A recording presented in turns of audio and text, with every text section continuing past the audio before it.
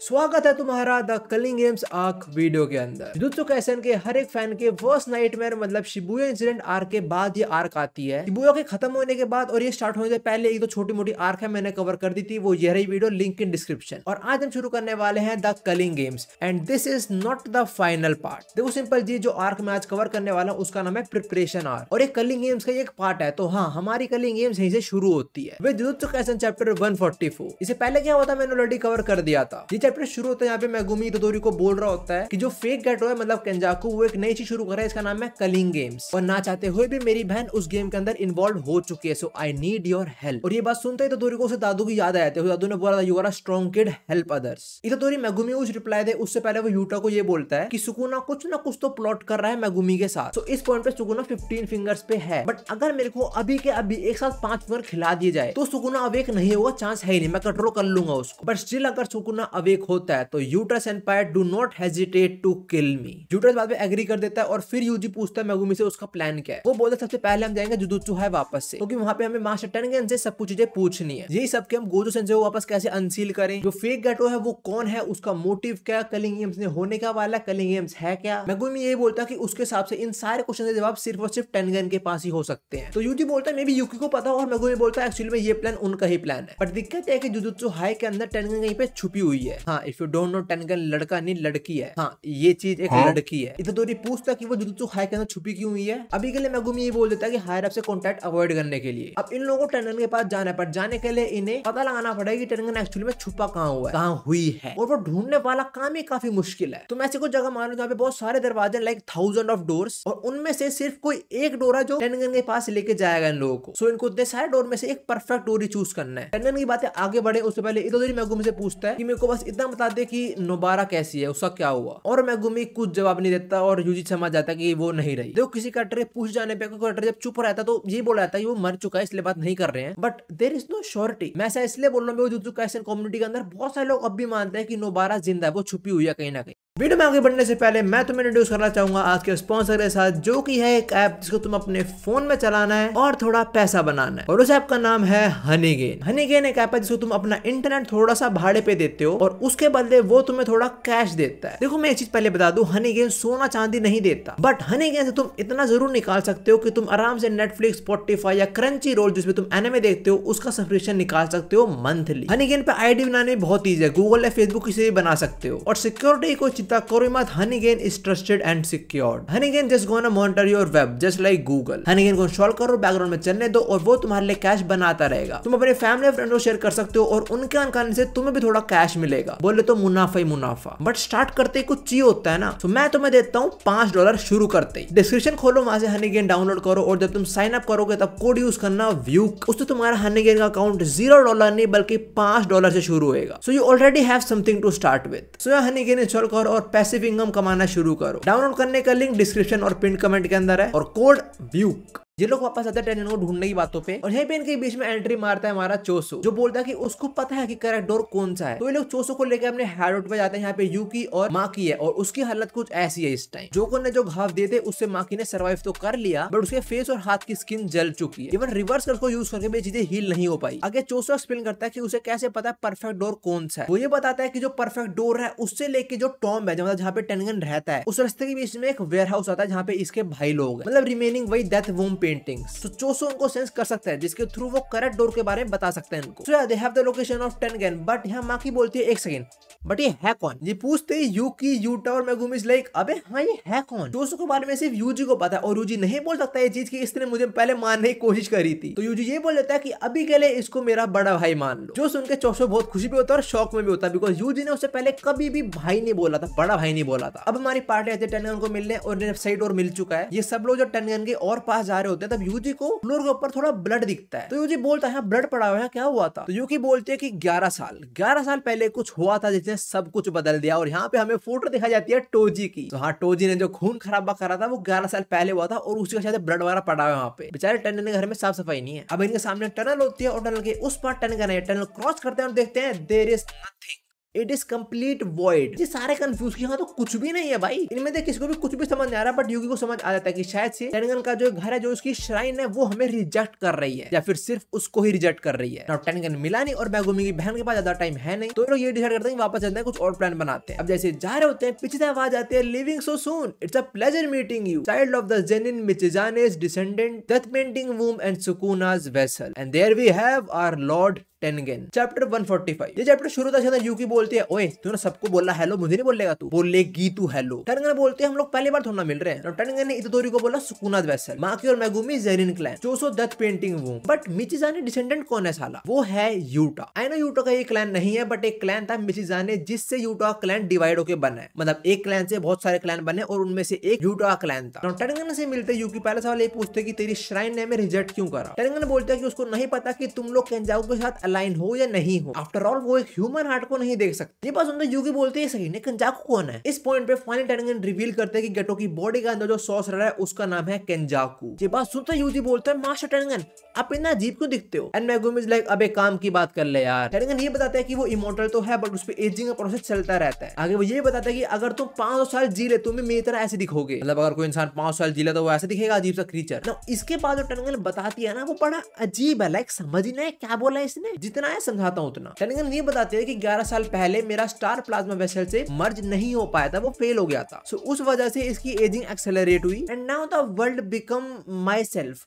हाँ देखो जो ना मुझे समझ आया, ये भी एक ह्यूमन नहीं रही है बट अभी एक कर्स स्पिरिट बन चुकी है जो कुछ ना कुछ कनेक्टेड है वर्ल्ड से। इसके बाद यूटा टेनगन से 2 सवाल पूछता है। पहला कि हम गोजो को अनसील कैसे करे जाए और केंजाकू के रियल ऑब्जेक्टिव्स हैं क्या, और इन 2 सवालों को जवाब टेनगन बस एक कंडीशन के अंदर देगी, वो ये है कि यूकी, यूटा, चोसो इन 3 में से किन्हीं 2 लोगों को टेनगन का बॉडीगार्ड बनना पड़ेगा। यूकी बोलती है हम ये डिसाइड कर लेंगे, पहले तुम हमारे सवालों का जवाब दे दो। तो टेनगन पहले केंजाकू के बारे में बताती है। वो बताते हैं केंजाकू का ऑब्जेक्टिव है to force the evolution of human beings in Japan. Megumi बोलता है मालूम है पर इसका मतलब क्या है। मेगुमी बोलता है केंजाकू ने एक बैरियर सेट करके पूरे जापान के लोगों को सॉर्सर्स क्यों ने बना दिया यूजिंग आइडल ट्रांसफिगरेशन। इस बात का जवाब टेनगन देती है that he lacks curse energy. Japan के अंदर हर एक बंदा इवॉल्व करेगा विद डिफरेंट कर्स टेक्निक्स। ये चीज करने के लिए बहुत high amount of curse energy चाहिए जो उसके पास अभी नहीं है। और जो केंजाकू ने एवोल्यूशन करने का मेथड चूज करा है वो ये करा है कि वो टेनगन को पूरी ह्यूमैनिटी के साथ मर्ज कर देगा। इस बात में मेगुमी बोलता है कि एक सेकंड आप मर्ज हो सकते हो बट सिर्फ स्टार प्लाज्मा वेसल के साथ, किसी भी ऐसे गैर ह्यूमन के साथ थोड़ी। बट टेनगन ये बताता है कि 11 साल पहले मैं जो मर्ज नहीं हो पाई स्टार प्लाज्मा वेसल के साथ, उसकी वजह से मैं इवॉल्व हो गई एंड नाउ मैं किसी के साथ ही मर्ज हो सकती हूँ। तो चोसो बोलता है कि 1% तो मर्ज हो जाता है ना, मल्टीपल थोड़ी। टेनगन आके ये बोलते हैं कि जो मेरा रूप तुम देख रहे हो अभी वो मेरा एक्चुअल में रूप नहीं है, मैं पूरा वर्ल्ड ही बन चुकी हूँ काइंड ऑफ। अगर कोई ह्यूमन मेरे साथ मर्ज होता तो वो एक सॉर्सर से बहुत ज्यादा कुछ बन जाएगा। टेनगन ये बोलते हैं कि मैं बैरियर टेक्निक्स पोजेस करती हूँ, इसलिए इवॉल्व होने के बाद ही मैंने अपने आप को इस शेप में रखा हुआ है। बट अगर मैं मर्ज हुई और एवोल्यूशन हुआ और एक ह्यूमन भी आउट ऑफ कंट्रोल चला गया, पूरी दुनिया तबाह हो जाएगी। इस बात में यूजी पूछता है केंजाकू ऐसा करना क्यों चाहता है, और टेनगन वही बोलते हैं कि मुझे नहीं पता, मैं ह्यूमन हार्ट को नहीं देख सकती। और यहाँ पे माँ एक बड़ा अच्छा सवाल पूछते हैं कि एक सेकंड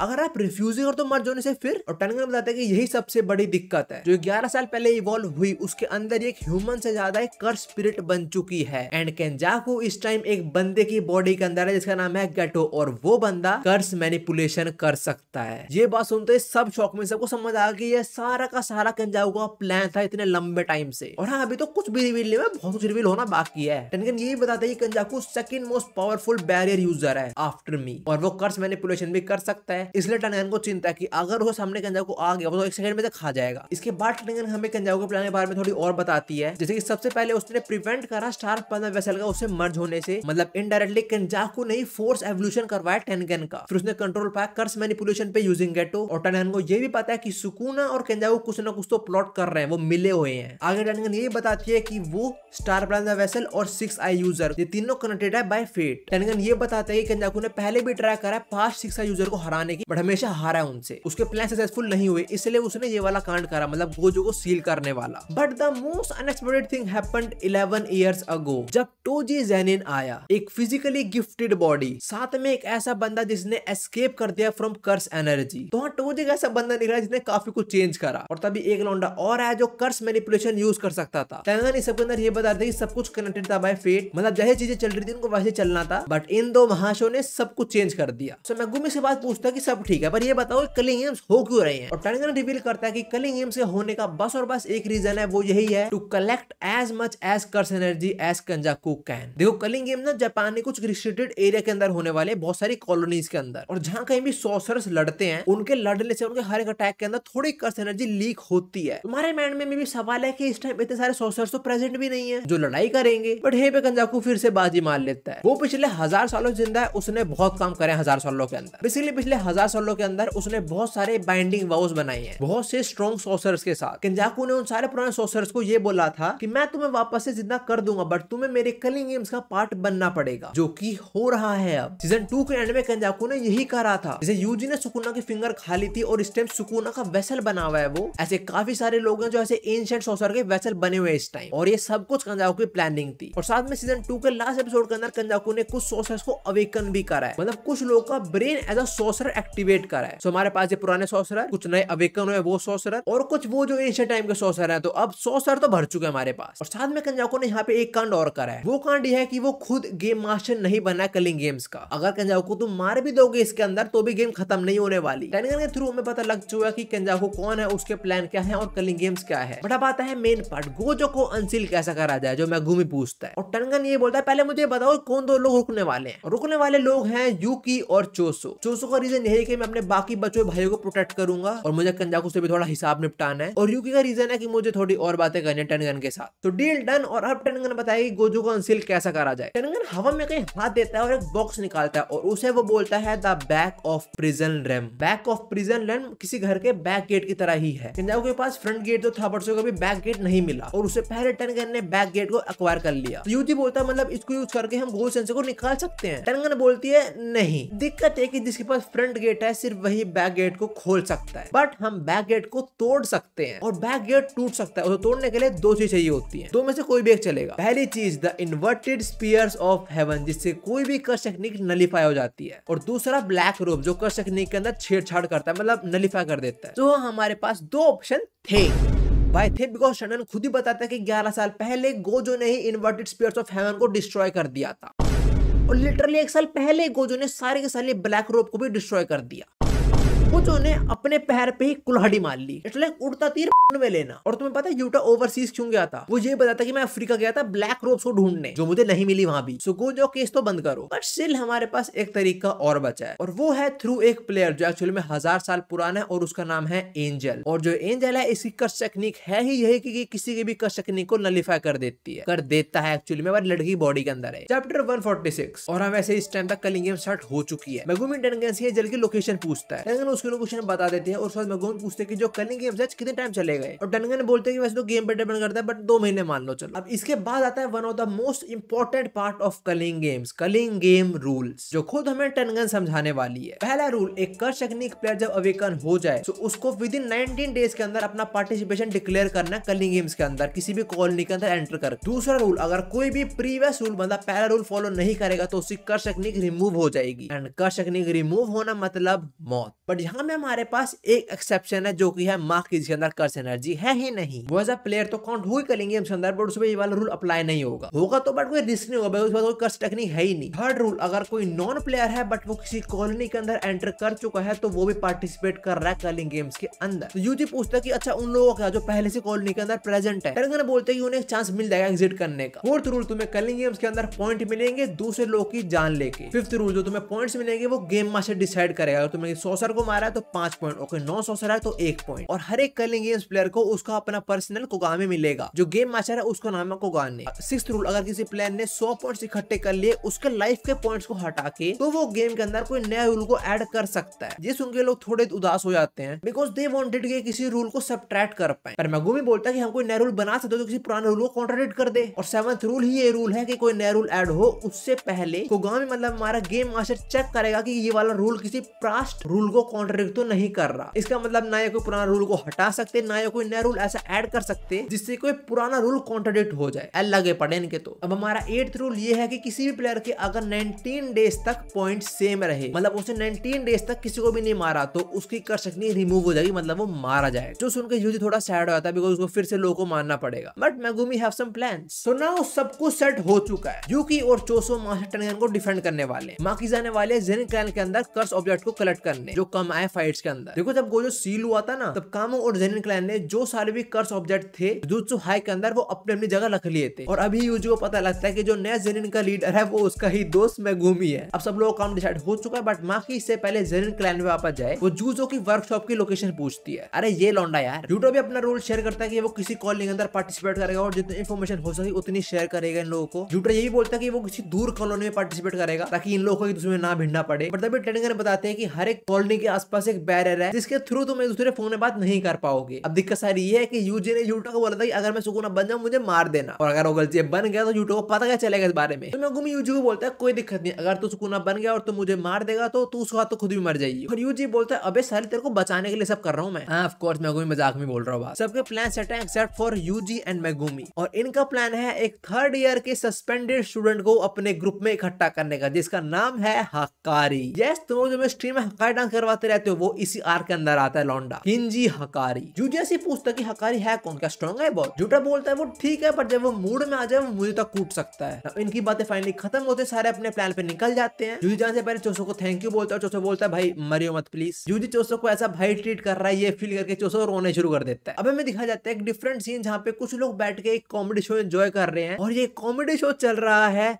टाका बाका। नाउ जो लोग जुजुत्सु काइसेन की मांगा फॉलो कर रहे हैं रिसेंट चैप्टर उन्हें पता है ये कौन है। हाँ उसेन रोशन भी यहीं पे होता है। और हाँ टाका बाका की परफॉर्मेंस बहुत बेकार थी इस बार। लौंडा 35 का हो चुका पर उसे जोक्स फनी नहीं है। चैप्टर 147। इस चैप्टर के अंदर कुछ फ्लैशबैक्स और काफी सैड मोमेंट्स हैं। फ्लैशबैक शुरू होते हैं ऑफ प्रिंसिपल यागा जिनको इस टाइम जेल में बंद कर रखा है और ये वो टाइम है जब उन्होंने पांडा को बनाया था। पांडा को देखे हायरस बोल रहे थे कि तूने क्या बनाया भाई। जो गिटार वाला बुड्ढा है वो ये बोलता है कि आर्टिफिशियल कर्स्ड कॉर्प्स हम बना सकते हैं, जिस सॉर्सर ने बनाया उसको वो उसी का कर्स एनर्जी यूज करता रहेगा। बट तूने जो चीज बना दी वो एक इंडिपेंडेंट चीज है, वो अपनी कर्स एनर्जी खुद ही बना पा रही है। हायरस को स्पेशल ग्रेड में रखने वाले हैं और तेरे इसी पावर की वजह से तू जेल में बंद भी है। बिकॉज अगर तू इंटेंशनली ऐसे और भी बना सकता है तो तू खुद की एक आर्मी तक बना सकता है। तो बता मुझे तूने कैसे बनाया ये। यागा यही बोलता है कि मुझे नहीं मालूम। इसके बाद हम एक और फ्लैशबैक के अंदर आते हैं। इसके अंदर यागा किसी मासामिची से बात कर रहा है। माय फॉल्ट, मासामिची तो यागा का नाम ही है, उस खिलौने का नाम कुछ और है। यागा उससे मिलने आता है एक्चुअली में, और उससे ये बोलता है कि मैं वापस से जाना पड़ रहा है मुझे और इस बार लंबी ट्रिप होने वाली है। जाकर उसे ये बोलता है कि अपना ध्यान रखिए और वापस मिलने बहुत जल्द जाऊंगा तुम लोगों से। और जाने से पहले उसने जिन भी एक कर्स जो भी कह लो तुमने इनको बनाया इनको बाय बोल के जाता है। और तभी हम देखते हैं कि पांडा की जगह सील था, उसे सील किसी ने तोड़ दी और वो बंदा है कुसाकाबे। पांडा उससे पूछता है कि तूने मेरी हेल्प क्यों करी, और कुसाकाबे बोलता है किसी को बताइयो मत, पर तेरे क्रिएटर यागा का मेरे ऊपर बहुत बड़ा एहसान है। And if you are thinking ये साला पांडा कहां से बंद गया एकदम से, अगर तुम भूलते हो शिबुया के एंड में जो हायर अप्स हैं इन्होंने यागा का भी एग्जीक्यूशन डिक्लेयर कर दिया था। तो इन्होंने पांडा को पकड़ लिया ताकि यागा पांडा को बचाने आए और ये लोग यागा का काम खत्म कर दे। बट कुसाकाबे ने यहाँ पे पांडा को बचा लिया और उसने ये बोला था कि उसका बहुत बड़ा एहसान है यागा के ऊपर। तो हम यहाँ पे एक और फ्लैशबैक देखते हैं। फ्लैशबैक के अंदर ये देते हैं कुसाकाबे की बहन है, उसके बच्चे की डेथ हो गई थी और उसके बाद वो कहने डिप्रेशन में चली गई थी। बट यागा ने कुसाकाबे की बहन का जो बेटा था उसकी मेमोरीज इसके अंदर डाल दी ताकि एटलीस्ट उसकी बहन को ये फील हो कि उसका बेटा भी जिंदा है। और यागा के इसी काम करने से जिससे कुसाकाबे की बहन काफी खुश हो चुकी है, यही एहसान की बात कुसाकाबे कर रहा था पांडे के साथ पहले। अब आते हैं प्रेजेंट टाइम पे जहाँ पे कोई असासन आया हमारे प्रिंसिपल यागा को मारने। असासन यागा से पूछता है और भाई कहाँ जा रहा है तू, और यागा बोलता है अपने बेटे को देखने। वो असासन यागा को बताता है कि भाई तेरे तो डेथ सेंटेंस हो चुकी है। यागा बोलता है अच्छा गोजो सीलो और कुत्ते भौंकना शुरू हो गए अभी से। बट तभी इस फाइट के अंदर एंट्री मारता है हमारा गिटार वाला बूढ़ा और इस बैटल के अंदर हमारा यागा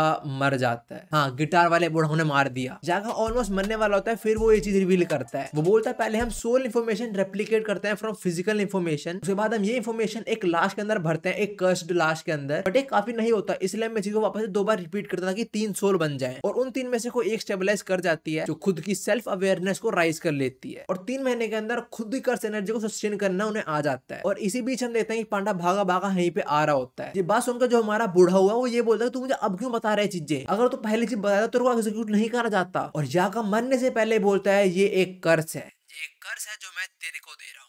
और तभी यागा मर जाता है और उसी टाइम वहां पे पांडा पहुंचता है। पांडा यागा तक अप्रोच करता है और हमारे गिटार वाले बूढ़ा फाइट करने को तैयार है, बट पांडा आराम से उस साइड से निकल जाता है। गिटार वाला बूढ़ा पूछता पांडा से कि तुम्हें वो हेट करता है क्या? पांडा बोलता है नहीं, हम पांडास ह्यूमन की तरह नहीं होते, और तू गलत इंसान भी नहीं है, तू तो बस रूल्स फॉलो कर रहा था। बट एक बात हमेशा याद रखियो, पांडा डूक रहा है।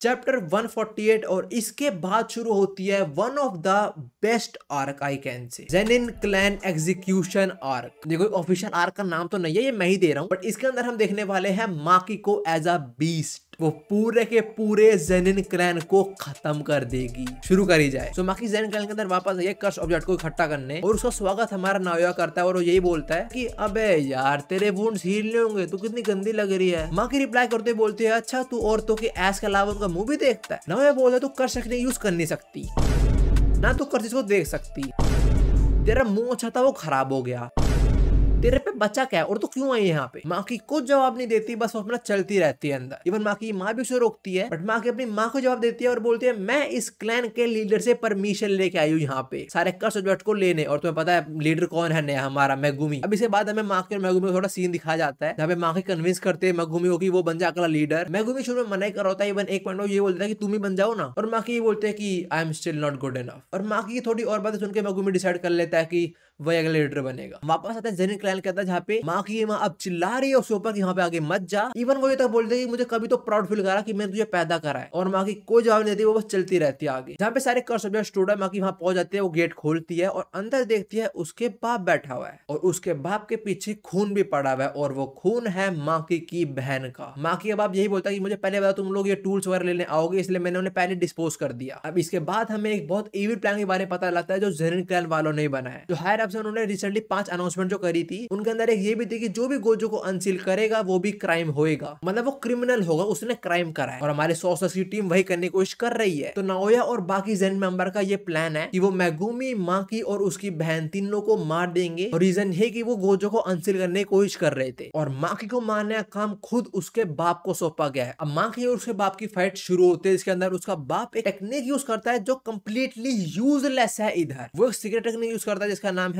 Falling blossom emotion. नाउ ये टेक्निक बेसिकली डोमेन एक्सपेंशन का काउंटर करने के लिए यूज होती है। सिंपल बात, इस टेक्निक को यूज करे कोई भी कर्स टेक्निक को अवॉइड करा जा सकता है, बट तेरे सामने तेरी बेटी है जो कर्स टेक्निक यूज नहीं कर सकती। बुढ़ाऊ पागल हो गया। वेल एक्चुअली नॉट, माकी के पास कर्स टेक्निक नहीं है, बट वो कोई वेपन यूज कर सकते हैं जो कर्स एनर्जी पोजेस करता है। पर तभी हमें माकी का नया कर्स टूल रिवील करा जाता है जो एब्जॉर्ब कर सकता है इम्पैक्ट ऑफ कर्स एनर्जी जो ब्लेड के ऊपर लगी हो, और जब यूजर चाहे तब वो एक साथ निकाल दे। इनकी फाइट शुरू हो उससे पहले ओगी माकी का बाप वो माकी से पूछता है कि चल बता मैं ज़ेनिन का लीडर क्यों नहीं बना, मेरा बड़ा भाई क्यों बना? और माकी बोलते हैं क्योंकि you are a piece of shit. पहले माकी का बाप अटैक करता है, माकी आराम से रोक लेती है, फिर वो सिर्फ एक अटैक के अंदर अपने बाप की तलवार काट देती है, बट माकी का बाप स्टिल उस कटी हुई स्वॉर्ड से माकी को डैमेज कर देता है। एक्चुअली उसने अपनी कर्स एनर्जी यूज करके अपना ब्लेड एक्सटेंड कर लिया। चीटिंग करता है साला। इनकी फाइट ज्यादा नहीं टिकती क्योंकि माकी का बाप उसे हरा देता है और उसको और उसकी बहन को घसीट लेके जा रहा होता है, और वो रीजन ही बताता है कि वो ज़ेनिन का लीडर क्यों नहीं बना, उसका बड़ा भाई क्यों बना। माकी के बाप की जो कर्स टेक्निक है और उसके भाई कर्स टेक्निक है उसमें कुछ फर्क नहीं है, लाइक कर्स टेक्निक के बेस पे नहीं हुआ है। Main reason is the quality of children, मतलब उसने माँ को और उसकी बहन के ऊपर आरोप लगाया तुम्हारी वजह से नहीं बन पाया मैं लीडर। माकी का बाप उसको और उसकी बहन को जगह फेंक देता है जो ट्रेनिंग और पनिशमेंट के लिए यूज होती है, क्योंकि इस जगह पे कर्स स्पिरिट्स भरी हुई है ऑफ ग्रेड 2 और उससे लोअर ग्रेड्स के। माकी का बाप उसकी और उसकी बहन की बहुत इंसल्ट करता है और जाते हुए यही बोल देता है कि तुम सबसे बड़ा धब्बा हो मेरी लाइफ का, मर जाओ यहाँ पे। अब यहाँ पे जो सीन आते हैं ना, मैंने कभी एक्सपेक्ट नहीं करे। माकी की बहन उसे किस करती है और ये दोनों एक अलग जगह पहुंच जाते हैं। हमें लोगों की काफी बातें होती हैं और माकी की बहन ये रिवील कर देती है कि मैं काफी इंजर्ड हूँ, इस टाइम मैं जिंदा यहाँ से नहीं जा पाऊंगी। माकी की बहन माकी को ये बताती है कि चाहे तू कितनी भी ट्रेनिंग कर ले, कितनी प्रैक्टिस कर ले, तू अपने फुल पोटेंशियल पे कभी भी नहीं पहुंच पाएगी जब तक मैं जिंदा हूँ। माकी धीरे धीरे समझ रही है, अपनी बहन को चुप कराने आने वाली होती है, बट तभी माकी की बहन बोलती है I leave the rest to you but promise me one thing, you will destroy everything. मेरे को आंसू क्यों आ गए? जब माकी उठती है उसके हाथ में एक रेप्लिका होता है ऑफ स्प्लिट सोल कटाना, और उसी टाइम पे काफी सारे कर्स स्पिरिट्स उस पर अटैक कर देते हैं। माकी का बाप आराम जा रहा है, चलो मर गई दोनों, पर तभी उसे कुछ फील होता है। उसे फील होता है कि जो भी कर्स स्पिरिट्स थी जहाँ पे उसने माकी उसी बहनों फेंका था वो सारी मर चुकी हैं एकदम से। वो ये सोचता है कि ऐसा कैसे हो सकता है, और वो एक बहुत अजीब टाइप का फियर फील कर रहा होता है, और ये फियर वही फियर है जब उसका बाप टोजी से मिला था, और उसको ये फील हो रहा है फ्रॉम माकी। नाउ इस पॉइंट के बाद से तुम देखने वाले हो बस खून खराबा बाय आवर चैड वुमन माकी। माकी के बाप ने कर्स टेक्निक रिलीज करता है, माकी को मारने वाला होता है, और माकी माकी लाइक बाद में लड़ेंगे, सिर्फ एक अटैक के अंदर अपने बाप का सिर काट देती है वो। चैप्टर 150। अब इस टाइम पूरे ज़ेनिन क्लैन के अंदर अलार्म बज चुका है कि माकी पागल हो चुकी है, उसने अपने बाप को मार दिया। अब देखो ज़ेनिन क्लैन के अंदर ही काफी सारे और क्लैंस भी हैं, मतलब है Zenin clan he but divided है और क्लैंस के अंदर। तो उन सब का सिर्फ एक ही काम है इस टाइम, माकी को पकड़ना, और ये लोग माकी को घेर लेते हैं। बट इस टाइम माकी को बस अपनी बहन याद आ रही होती है और उसके वो वर्ड्स की डिस्ट्रॉय एवरीथिंग। एक बंदा अटैक करता है, माकी उसका हाथ काटती है, अगले का सिर, उसके बाद उसका पेट, हाथ, पैर, गला, मुंह, नाक, हर एक चीज ये लड़की काट देती है। यहाँ पे एक बंदा आता है और वो देखता है कि जमीन में बस लाशें बिछी हुई हैं और माकी खड़ी हुई है। माकी पे अटैक करने 4 लोग आए हैं, स्ट्रॉन्गेस्ट ज़ेनिन क्लैन के स्क्वाड के मेंबर है। पहले 2 लोग माकी पे अटैक करते हैं और माकी इन दोनों लोगों का गला तोड़ देती है, मतलब अब इनका मुंह नहीं खुलने वाला। पर एक बंदा जो पता नहीं कैसे पर माकी को कंट्रोल करता है, मतलब रोक लेता है उसको। बट इस टाइम हमारी माकी एक अलग ही जानवर बनी हुई है। माकी को बस रोकने में इस बंदे की आंख से खून आ जाता है। पर तभी जो लास्ट बंदा वो अटैक करना आता है माकी के ऊपर, वो काफी पंचेस मारता है माकी को, और जिसने माकी को रोका हुआ था वो थोड़ी सांस लेता है कि चलो पेल दिया उसको हमने। बट सामने से माकी उसी के स्क्वाड के बंदे का सर लेके आ रही है और आते आते इसकी भी गर्दन काट देती है। यहाँ पे एंट्री होती है नाओया की, जो इस स्क्वाड का ही लीडर था। जो आते बोलता है क्या यार, don't you have a heart? Maki बोलती है no, he took it away. Chapter 151। इसके अंदर शुरू में हमें नाओया को थोड़ा पास दिखाया जाता है, जिसके अंदर नाओया को बचपन से एक प्रोडोलॉजी बोला गया है कि तू ही जीनियस है, तू ही अगला लीडर बनेगा ज़ेनिन क्लैन का। बट बचपन के अंदर नाओया को ये बताया था कि हमारे क्लैन के अंदर एक बंदा एग्जिस्ट करता है जिसके पास कोई भी कर्शकनिक नहीं है। तो नाओया सोच रहा था कि भाई वो कितना बेकार लाइफ जीता होगा, मतलब ज़ेनिन के अंदर कोई कर्शकनिक ही नहीं है उसके पास तो। बट जब नाओया फर्स्ट टाइम टोजी से मिला था उसके होश उड़ गए थे। ही वाज शॉक्ड कि ये बंदा कर्स एनर्जी पोजेस नहीं करता, फिर भी क्या खतरनाक है। और इस पॉइंट में हमारे नाओया और माकी बैटल शुरू होती है, जिसके अंदर नाओया पंची से पंचित मार रहा है और माकी बस उन्हें काउंट कर रही है। इस फाइट के अंदर नाओया काफी डोमिनेट करता है शुरू में माकी के ऊपर, बिकॉज़ अपनी फ्रेम वाली टेक्निक को यूज करके माकी को काफी कूटता है। लाइक इधर से उधर बस फेंक के जा रहा है, इतना ज्यादा डिस्ट्रक्शन हो रहा है। और वो माकी को बार बार मार के यही बोले जा रहा है यू आर नॉट टोजी। वो माकी को ऐसा बहुत मारता है, बार बार ये बोलता है कि यू आर नॉट हिम। देखो इस पॉइंट तक माकी काफी डैमेज ले चुकी है, माना वो इस टाइम काफी स्ट्रॉन्ग बन चुकी है, उसने काफी खून ऑलरेडी खो दिया है। और अब अगले मूव के अंदर नाओया अपनी स्पीड और पावर बढ़ाने वाला है और नाओया को टैकल करने हमारी माकी हाथ खोल के आती है। वो बोलती है गल लग जा मेरे, बट नाओया माकी को टच करके निकल जाता है साइड से। और तभी माकी नाओया की टेक्निक समझ आती है। नाओया पीछे से आता है, माकी को मुक्के मारने वाला होता है और यही बोलता है you are a fake. But मारने से पहले वो देखता है कि माकी का मुक्का उसके ऑलमोस्ट मुंह के पास आ चुका है और वो जैसे पूरा बोलने वाला होता है आ फेक, माकी उसके मुक्का देके मारती है और एक मुक्का और नाओया खत्म। लाइक सीरियसली इसके मुक्का छप गया मुंह पे। देखो यहाँ पे समझने वाली चीज है नाओया की ये फ्रेम वाली टेक्निक जो उसका बाप नाओबिटो भी यूज करता था। ये one of the most confusing technique है जो तो मैं बहुत इजीली समझाने वाला हूँ। देखो बेसिकली ये लोग 1 सेकंड के अंदर 24 फ्रेम्स को डिवाइड कर देते हैं। जो एनिमेशन होता है उसके अंदर एक्चुअली में 1 सेकंड के अंदर 24 फ्रेम्स ही होते हैं। मान लो नारुतो और सास्के लड़ रहे हैं, नारुतो ने वाली टेक्निक यूज करी तो वो अपनी अगले 24 मूवमेंट्स जो विद इन 1 सेकंड होंगी उनको पहले ही सेट कर देगा और उसके बाद वो 1 सेकंड के अंदर इन 24 मूवमेंट्स को चलेगा। ओपोनेंट के लिए तो बस 1 सेकंड हुआ, बट जो यूजर है उसने तो 1 मिनट के अंदर कुछ ज्यादा ही मूवमेंट कर दी भाई। ये भी एक बहुत बड़ा रीजन है कि जो नाओबिटो था, नाओया का बाप, वो फास्टेस्ट कैरेक्टर था जुजुत्सु काइसेन के अंदर आफ्टर गोजो। अब इस फ्रेम वाली टेक्निक के अंदर एक चीज और है, अगर यूजर ने किसी और को टच कर दिया तो उस बंदे को भी इस फ्रेम वाली टेक्निक को फॉलो करना पड़ेगा। बट अगर फॉलो नहीं करा और कोई और मूवमेंट कर दी, मतलब पहले प्लान कुछ और करी पर कर कुछ और दी, तो वो बंदा एक फ्रेम बन जाएगा। 1 सेकंड होगा उसे पेलने का और 1 सेकंड काफी होता है इतने फास्ट यूजर के लिए। सो आई होप तुम्हें फ्रेम वाली टेक्निक समझ आ चुकी होगी। चैप्टर 152 ये शुरू होता है जिसके अंदर माकी अपनी माँ को भी मार देती है। बट हाँ नाओया अब तक मरा नहीं है, बट माकी की माँ चाकू लेके उसके पीछे आ चुकी है। जैसे मैंने बताया नाओया मरा तो नहीं है, बट वो इतना पिटा हुआ कि वो खड़ा भी नहीं हो पाता। और मौका देखते हुए माकी की माँ नाओया को चाकू से मार देती है और नाओया इस टाइम इतना बिकता कि वो अपनी कर्स टेक्निक को भी यूज नहीं कर पाता। बट मरने से पहले माकी की माँ एक बात जरूर बोलती है, मुझे बोलते है कि वो काफी खुश है कि उसने माकी और माकी बहन को जन्म दिया। एंड विद दिस हमारी माकी ने पूरे का पूरा ज़ेनिन क्लैन खत्म कर दिया एक्सेप्ट फॉर मेगुमी। माकी अपनी बहन की बॉडी बाहर लेके आती है और उसकी बहन की 2 साल आते तो उसकी बॉडी उसको 200 सौंप देती है वो। अब इसके बाद हमें कुछ अनाउंसमेंट पता लगती है, वो ये है कि पता नहीं कैसे बट पूरा ज़ेनिन क्लैन खत्म हो चुका है, बस लाश ही भी छुई है, कोई कर्स एनर्जी भी डिटेक्ट नहीं हो पाई। तो ये अननेचुरल कॉज कौन कर गया किसी को नहीं मालूम। और कुछ दिनों बाद जो गोजो क्लैन और कामो क्लैन है वो जुजुत्सु हेडक्वार्टर के अंदर ये प्रपोज करते हैं कि ज़ेनिन क्लैन को रिमूव कर दिया जाए फ्रॉम द 3 बिग फैमिलीज से। चैप्टर 153 देखो मेगुमी और यूजी गए हैं हकारी को लेने और टेनगन हमें हकारी के बारे में थोड़ी चीजें बताता है। हकारी एक बिल्डिंग के अंदर जुआ वगैरह खेलता है, मतलब वहाँ पे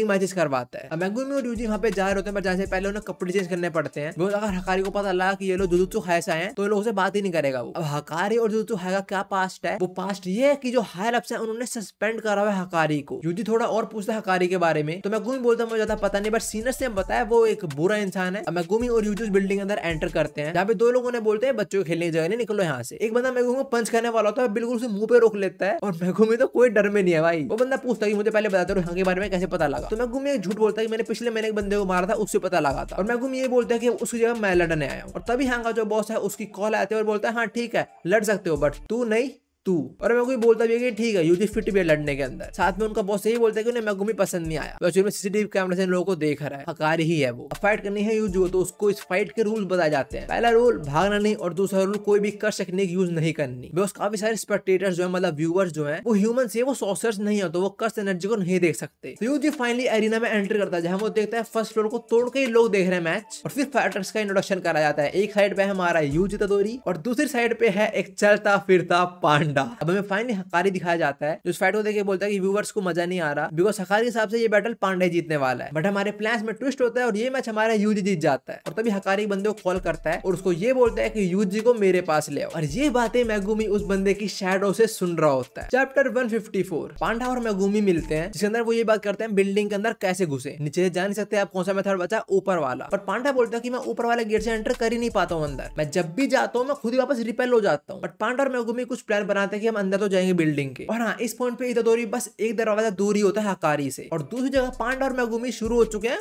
कुटाई करने में। मेगुमी चलो स्नीक अटैक कर रहा है, पांडा क्लिक बेट कर रहा है भाई। साला पहले प्यारा प्यारा ऐड कर रहा है, फिर पेले दोनों को मछली भी लेगा यार वो। इस टाइम पे ये दोनों रूफ पे पहुंच चुके हैं। बट सबसे बड़ा बंड खराबा यहीं पे होता है, बेवजह से साइड में देखते हैं यहाँ पे इन्हें वो देख लेता है जो हकारी के साथ होता है। हाँ देख लेता है, देख लेती नहीं है, ये लड़का है लड़की नहीं है। और ये देखते ही समझ जाए कि पांडा मेगुमी और यूजी मिले हुए हैं और ये जुजुत्सु हाई से ही आए हैं। मेगुमी फटाक से डिवाइन डॉग को समन करता है, डिवाइन डॉग उस पर अटैक करने जाता है बट रिपेल हो जाता है उससे और जाके मेगुमी को लग जाता है। वो लौंडा फटाक से हकारी को कॉल दे देता है, साथ में गेट की तरफ भी भागता है। पांडा जो रोकने की कोशिश करता है कि हम एनिमी नहीं है तेरे। चैप्टर 155 जो शुरू होता है with Hakari and Yuji. Hakari Yuji को एक ऑफर करता है कि तेरे को बस एक दिन के अंदर 1 घंटा काम भी करना पड़ेगा और तू महीने का 1 मिलियन येन कमा पाएगा। यूजी बोलता है डिपेंड करता है कि तुम मुझे काम क्या दोगे। हकारी बोलते तेरे को काम देना है तो तेरे को मेरे को अभी का भी 2 लाख येन देने पड़ेंगे, और यूजी मना कर देता है। और हकारी इस बात को लेकर उसको प्रेस करता है कि बहुत बड़ी एक्चुअल में स्कैमिंग की टेक्निक है और तू नहीं फंसा इसके अंदर। अब इसके बाद हकारी थोड़ा ज्ञान पेलता है, गैम्बलिंग क्यों करता है, गैम्बलिंग उसे क्यों पसंद है, why gambling is life. But इसी बीच हकारी का फोन बज जाता है और वो समझ आता है कुछ तो गड़बड़ है। Still he plays innocent. वो इतादोरी से पूछता है और भाई कोई ड्रिंक वगैरह लेगा तू? यूजी बोलता है कुछ भी चलेगा बस अल्कोहल नहीं। रीजन पूछता है, यूजी बोलता है I am under age. Yuji को मैं कभी दिल्ली लेके आऊंगा, फिर वो बहुत कुछ नया डिस्कवर करेगा। अब इस बात पे हकारी यूजी को बोलता है तेरे को पता है वैसे वो जो भी शराब को बियर नहीं कर सकता? तो यूजी बोलता है गोजो? ये गोजो कौन है? और हकारी बोलता है नो वे, ऐसा कोई सॉर्सरर है ही नहीं जिसको गोजो के बारे में ना पता हो। Why are you pretending like you don't know Gojo? Hakari अपनी बियर खत्म करता है और बोलता है you are from Jujutsu High right. अब इससे पहले यूजी कुछ बोले हकारी उस पर अटैक करना शुरू कर देता है। हकारी अटैक पर अटैक करता है और यूजी बोलता है मेरी बात सुन ले, बट हकारी रुक नहीं रहा। तो यूजी उसे कॉलर पकड़ता है, सिर देकर मारता है अपना सिर में उसका और बोलता है अबे सुन। हकारी इज लाइक ना। अब हम चलते हैं वापस से रूफ पे। वी हैव मेगुमी, उसके डिवाइन डॉग, वो लौंडा जो लड़की जैसे दिख रहा है, और पांडा। पहले मेगुमी बोलता है कि हम जुजुत्सु हाई से नहीं आए हैं और हमें हकारी की हेल्प चाहिए। तो वो लौंडा बोलता है हमें उसकी हेल्प चाहिए, तुमने उसको निकाला था। मेगुमी को तो रीजन पता नहीं, तो पांडा रीजन बताता है और रीजन इतना बेकार है ना। देखो जो हायर अप्स है ना वो है फुद्दू। अगर उन्हें कोई कर्स टेक्निक समझ नहीं आई या पसंद नहीं आई तो वो उस बंदे को निकाल देते हैं। अब एवोल्यूशन तो हो रहा है तो डिफरेंट टाइप की कर्स टेक्निक्स आएंगी, और जो हायर अप्स समझ नहीं आई वो उसको एक्सेप्ट ही नहीं करते हैं। इसलिए उन्होंने हकारी को निकाल दिया बिकॉज हकारी कर्स टेक्निक थोड़ी अजीब सी है। वैसे है तो बहुत बड़े, तुम आगे पता लगेंगी। जो लौंडा है वो ये बोलता है कि तुझे हकारी की क्या जरूरत है, तुम्हारे पास गोजो है सब कुछ ठीक करने के लिए। पर मेगुमी बताता है नहीं हमारे पास नहीं है, Gojo sensei has been sealed. जो सुनकर लौंडा खुद शौक में है, इतना शौक में है कि ये इस बात को एक्सेप्ट ही नहीं कर रहा है। देखो सीन है कि मेगुमी और पांडा इस लौंडे के पास आ ही नहीं पा रहे हैं, वो खुद ही रिपेल हो रहे हैं। अब चैप्टर 156 के अंदर इनकी बैटल होती है और जो हमारा लौंडा है उसे कर्स टेक्निक रिवील हो जाती है जो हद से ज्यादा कंफ्यूजिंग है। इसी कर्स टेक्निक एक्चुअली में कॉन्स्टेलेशन पे बेस्ड है। अब उसका लॉजिक बहुत ही वियर्ड है, समझने की कोई जरूरत नहीं है। बेसिकली मेगुमी पूरी कर्स टेक्निक इसको डिकोड कर लेता है और चैप्टर के एंड में से पकड़ लेता है और ये बोलता है कि बस हमारी बात सुन लो। तो चैप्टर 157 शुरू होता है, मेगुमी सर जमीन पे रख के रिक्वेस्ट कर रहा होता है कि प्लीज एक बार बस हमारी बात सुन लो। एग्री कर जाता है, बट तभी यहाँ पे एंट्री होती है हकारी और यूजी की, और हकारी आते ही यूजी को मुक छक्का मारता है जो यूजी अपने फेस पे लेता है, वो डॉज भी नहीं करता, जो देखे सब शौक में। बट यूजी गिरता है और बस खड़ा हो जाता है और ये बोलता है कि मैं इसके अटैक्स अपने ऊपर लूंगा और मैं डॉज नहीं करूंगा। और यूजी हकारी को ये बोलता है बस हमारी बात सुन लो। तो हकारी बोलता है ठीक है मैं तेरी बात सुन रहा हूँ, तू बोल, मैं तेरे को कूटता रहूंगा जब तक तू खड़ा, तब तक मैं तेरी बात सुन भी रहा हूँ। इवन जो हकारी के साथ में हकारी को रोकने की कोशिश भी करता है, ये लोग जुत्सु हाई से नहीं आए, इनकी एटलीस्ट बात सुन लो। और हकारी बोलता है मैंने बोलना सुन रहा हूँ मैं उसकी। अब शुरू होता है नॉट अ मैच बट अ कुटाई। यार मैच वो होता है जब दोनों पार्टी मारे, यहाँ पे यूजी पीटेगा बस। हकारी यूजी को खूब पीटता है बट यूजी बार बार खड़ा हो जाता है। सो हकारी पूछता है तू है क्या साले? यूजी बोलता है मैं कॉग हूँ जो कर्सिस को मारता रहेगा। ये बस हकारी को थोड़ा गुस्सा आता है, वो यूजी को फिर कूटना शुरू करता है। पर इस बार यूजी नहीं उठता, हकारी को लगता है मर तो नहीं गया, बट अगले ही मूवमेंट यूजी उसके पीछे खड़ा हो जाता है और हकारी इतना गंदा पीट रहा होता है कि मेगुमी पांडा इवन उसका दोस्त भी उसको रोकने की कोशिश करता है। और यूजी की इतनी नेक्स्ट लेवल ड्यूरेबिलिटी देख के हकारी उसे पूछता है भाई तू क्या है तू? यूजी बोलता है मैं कॉग हूँ और मेरे कुछ रूल्स हैं, और मेरे रूल्स है कि मैं हमेशा कर्स स्पिरिट्स को मारता रहूं और जिनको मेरी हेल्प चाहिए उनकी मैं हेल्प करता रहूं। फिर वो हकारी को चिल्ला के बोलता है सेनपाई व्हाट्स योर रोल? और इसके बाद हकारी फाइनली मान जाता है कि ठीक है मैं तुम्हारी बात सुनने वाला हूँ। ये लोग हकारी को सब कुछ बताते जो भी हुआ शिबुया के अंदर, सारा कांड वगैरह, साथ में गोजो सील भी, जो हकारी खुश होंगे, बड़ा शौक में कि गोजो सील हो गया। और इसी टाइम पे पांडा इन सबको प्रिंसिपल यागा के बारे में बताता है कि वो अब नहीं रहे, जो सुनकर यूजी काफी सैड हो जाता है। अब देखो यूजी और मेगुमी का मेन प्लान ये था कि वो हकारी को अपनी साइड करे ताकि कलिंग गेम्स के अंदर उनको थोड़ी हेल्प हो जाए, और हकारी इनकी बातें सुन के मान लेता है इनकी बात। बट वो एक कंडीशन रखता है कि बाद में तुम लोगों को मेरे को सपोर्ट करना पड़ेगा। अब वो बताने वाला था किसी से सपोर्ट चाहिए, तो मेगुमी बोलता है हाँ कर लेंगे, बाद में बात करते हैं तुम्हारे में। हकारी मेगुमी को रिप्लाई करता है अबे मेरी बात सुने अजीब से दिखने वाले। और मेगुमी बोलता है ओए